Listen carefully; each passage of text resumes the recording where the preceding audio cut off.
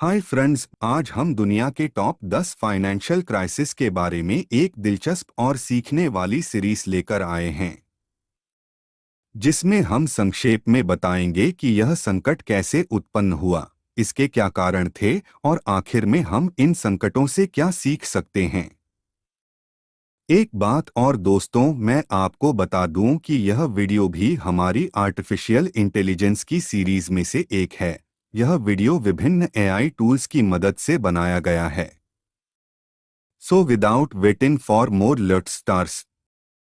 First crisis is famous as the South Sea Bubble. चलो इसके बारे में बात करें। साउथ सी बबल एक वित्तीय संकट था जो साल 1720 में इंग्लैंड में हुआ था। इसका नाम साउथ सी कंपनी के नाम पर रखा गया था। साउथ सी कंपनी एक ब्रिटिश व्यापारिक कंपनी थी जिसे साउथ अमेरिका के साथ, विशेष रूप से स्पेनिश उपनिवेशों के साथ व्यापार पर एकाधिकार दिया गया था।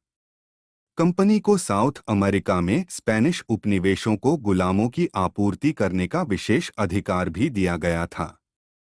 साल 1711 में साउथ सी कंपनी ने स्पेनिश उपनिवेशों के साथ व्यापार करने के विशेष अधिकार के बदले में ब्रिटिश राष्ट्रीय ऋण का एक बड़ा हिस्सा लिया। इससे कंपनी को शेयर जारी करने की अनुमति मिली, जो हाई रिटर्न के वादे के कारण निवेशकों के बीच बेहद लोकप्रिय हो गई।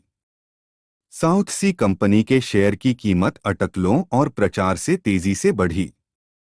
इसने शेयर बाजार में एक बुलबुला पैदा कर दिया, जिससे निवेशकों ने कंपनी के अंतर्निहित व्यापार मूल सिद्धांतों की परवाह किए बिना शेयर खरीद रहे थे। आखिरकार बुलबुला फट गया और साउथ सी कंपनी के शेयर की कीमत गिर गई, जिससे कई निवेशकों को सब कुछ खोना पड़ा। साउथ सी बबल के पतन का ब्रिटिश अर्थव्यवस्था पर महत्वपूर्ण प्रभाव पड़ा और इसने एक वित्तीय संकट को जन्म दिया।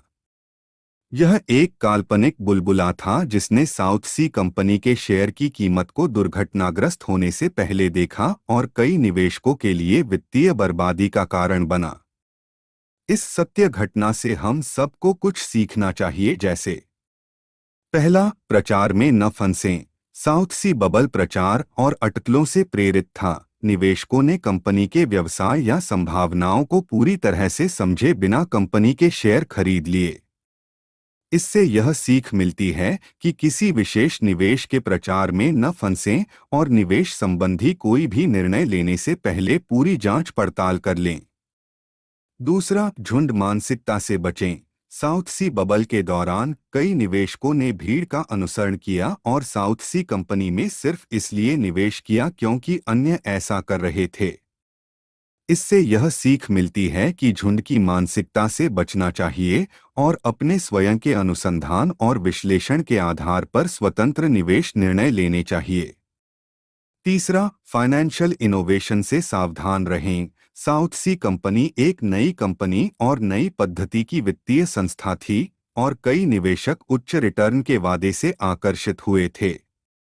हालांकि कंपनी का व्यवसाय मॉडल अंततः अस्थिर था और यह अपने स्वयं के ऋण के भार से ढह गया। इसे वित्तीय नवाचार से सावधान रहने और नए और अप्रत्याशित निवेश अवसरों से जुड़े जोखिमों पर सावधानी से विचार करने के लिए एक अनुस्मारक के रूप में लिया जा सकता है। चौथा, अपने पोर्टफोलियो में विविधता लाएं। साउथ सी बबल ने विविधीकरण के महत्व को प्रदर्शित किया।